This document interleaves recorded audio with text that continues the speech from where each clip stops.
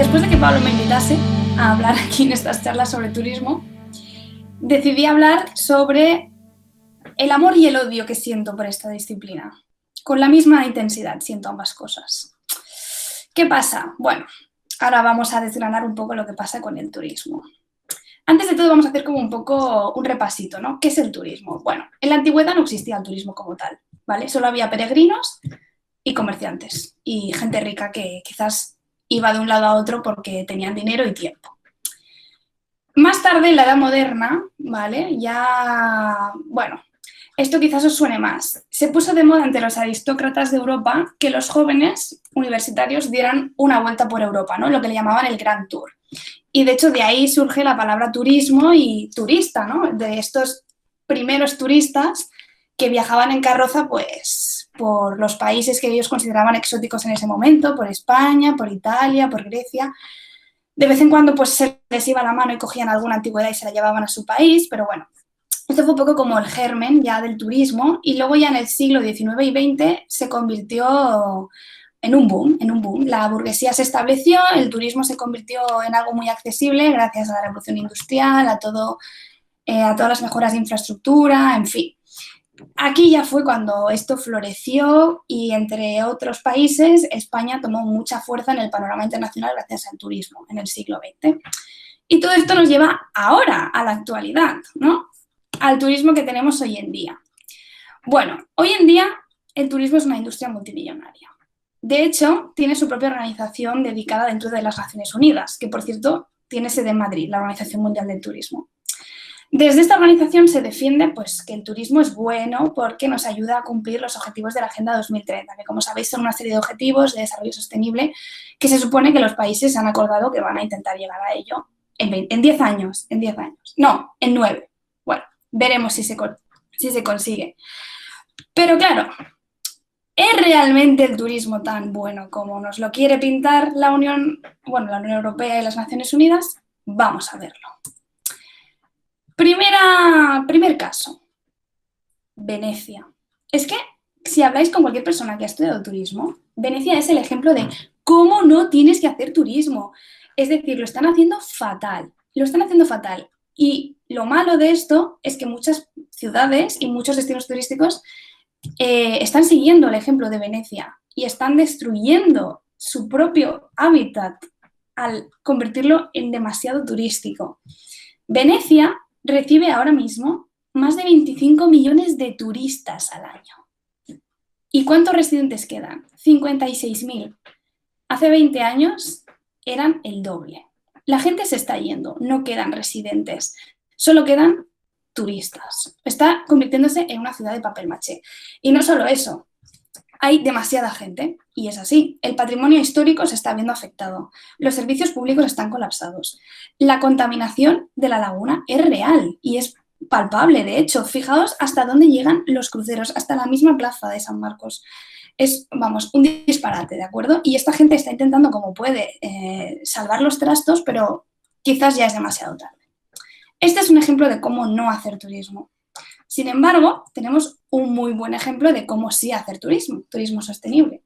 Costa Rica, por ejemplo, es el país líder en turismo sostenible y en sostenibilidad de todo el mundo. Y fijaos que Costa Rica no suele ser muy conocido porque es un país pequeño, no es una gran potencia, pero sí que han sabido, bueno, han sido inteligentes, ¿no? Han visto cómo les está yendo a otros países y han dicho, chicos, hay que ser conscientes de que lo que tenemos aquí es un gran patrimonio natural y hay que protegerlo. El turismo, sí, pero de buena calidad. ¿Cómo lo hacen? Pues para empezar, mucha parte de su territorio está protegido por ley. Han creado un certificado de sostenibilidad turística, ¿vale?, que la mayoría de operadores tienen que obtener para operar. Se prohíbe, por ejemplo, la explotación petrolera, se prohíbe la minería a cielo abierto, que son muy contaminantes, se legaliza la caza con fines deportivos, lo cual es importante también porque hay muchos turistas que desgraciadamente se mueven a países exóticos pues para cazar los animales que hay allí. Y también apuestan por las energías renovables. O sea, en contraposición vemos que tenemos claramente dos ejemplos de cómo hacerlo bien y cómo hacerlo mal. Aquí tenemos, vamos a ver a continuación, otro ejemplo de cosas malas que nos trae el turismo. Neocolonialismo y dependencia económica. ¿Qué es neocolonialismo? Bueno, pues básicamente es perpetuar dinámicas colonialistas entre países que tradicionalmente han sido imperialistas y países que sufrieron pues esta opresión y esta colonización. Seguro que habéis visto o conocéis a alguien que haya ido de vacaciones a África a hacer un voluntariado. ¿Voluntariado? ¿De verdad creéis? Es decir, ¿de verdad creéis que una persona que en España no tiene estudios suficientes para ser profesora, por ejemplo, de matemáticas, va a ayudar en algo yendo a otro país a ser profesora de matemáticas en ese país? Si no tienes, es decir, no tienes los estudios. En España, en tu país de origen, no podrías ser profesora, pero en otro país sí. No sé. Este es un tema, el turismo de voluntariado, que a mí, por ejemplo, me toca mucho la moral, porque bebe de las buenas intenciones de la gente, pero al final estos países que están en vías de desarrollo ya tienen a personas allí trabajando, no necesitan caridad, ¿no? Necesitan precisamente que estas dinámicas de poder se rompan y que puedan tener, bueno, pues acceso a sus propias riquezas naturales. Porque, ¿qué pasa? Otro problema del turismo es la dependencia económica. El mercado está controlado por 3 o 4 empresas que suelen ser extranjeras. Aquí en España se ve, por ejemplo, pues Hilton, NH, Marriott, todo esto son empresas hoteleras extranjeras. Pero es que en otros países, sobre todo en vías de desarrollo, es aún más exagerado. O sea, tú vas a República Dominicana y todos los hoteles son de cadenas españolas. Es que el control del mercado lo tienen extranjeros. ¿En qué cabeza cabe?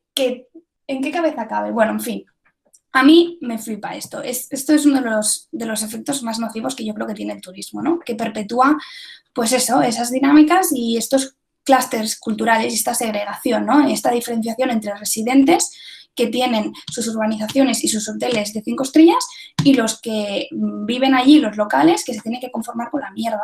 Y es así. Pero bueno, no todo es malo. El turismo también es un multiplicador de la economía, lo cual yo considero que es muy positivo. Por ejemplo, los impuestos turísticos. Aquí en Barcelona, la alcaldesa Ada Colau implantó cuando subió al poder hace 4 años así, un sistema de impuestos turísticos que, bueno, causó mucho revuelo, pero yo personalmente soy fan, yo lo apoyo, claro que sí, hay que cascar impuestos, pero es que esos impuestos no tienen que reutilizarse en turismo, tienen que utilizarse para otras cosas, tienen que beneficiar a los residentes, porque al final un turista es lo que veíamos en Venecia, es una persona que vive temporalmente donde tú vives, hace un uso de tus recursos, usa tu transporte público, usa tu servicio de electricidad, usa tu red de agua, ensucia, ocupa, ¿no? Pero ¿quién se lleva el beneficio de eso? Las empresas que hemos dicho antes que eran extranjeras. No es justo para los residentes. Es normal que haya personas, sobre todo en ciudades turísticas como Barcelona, que están hasta los cojones. Entonces, bueno, hay que ser conscientes de que el turismo es un multiplicador de la economía y yo personalmente opino que no debería ser una industria, no debería ser la industria principal de un país, como lo es en España ahora mismo, por desgracia, porque ya hemos visto lo voluble que es esta industria. Si es que viene un soplo de viento y ya se va todo a la mierda. En fin, que se tendría que utilizar esto para invertirlo en otras cosas que beneficien a los locales. Y luego, ya para reflexionar, os lanzo esta pregunta, ¿no? ¿Qué tipo de turista eres tú? ¿Qué tipo de servicios turísticos consumes? ¿A qué hoteles vas? ¿Cómo llegas hasta allí? Son muchas preguntas que te pueden ayudar pues, a tener pues eso, un consumo más consciente al final, ¿no? Y en vez de elegir irte a un resort en Punta Cana, quizás prefieras ir a un ecoresort gestionado por un local, que también los hay, aunque no tienen los mismos medios que los primeros. Y aquí, en esta reflexión de qué tipo de turista eres tú, es cuando os voy a hablar un poco de mi libro. Y es que yo fui a la Ruta Quetzal hace unos años, era un programa de intercambio cultural entre jóvenes. Si bien es verdad que no es oro todo lo que reluce, ¿no? Porque también tenía sus problemas y había aspectos que quizás sí que se podían considerar que eran turismo del malo, pero realmente promovía un entendimiento de culturas que al final es uno de los objetivos también de desarrollo sostenible y lo que busca la Organización Mundial del Turismo, ¿no? Que el turismo sirva como herramienta pues, para el entendimiento entre culturas, para el intercambio de conocimientos, para que todo el mundo salga beneficiado. Y yo creo que la Ruta Quetzal era un muy buen ejemplo de cómo se puede hacer esto. De hecho, antiguos participantes de la Ruta Quetzal, entre ellos estoy yo, fundamos luego la Asociación Aventura Quetzal, con la cual cada verano hasta el COVID hacíamos un encuentro en el cual recreábamos un poco este tipo de turismo. Pero bueno, al final ya está, ¿eh? Este es el final de mi presentación. Es una reflexión. El turismo tiene cosas buenas y tiene cosas malas. Y nosotros como consumidores del turismo, al final somos los que decidimos y promovemos qué tipo de turismo queremos y qué tipo de turismo estamos potenciando. Entonces, bueno, es una pregunta que hay que realizarse, ¿no? La próxima vez que vayas de viaje, piensa, ¿a quién le estás dando tu dinero? ¿Qué estás fomentando con tu dinero? Y ya está, chicos, este es el final de mi presentación. Muchísimas gracias.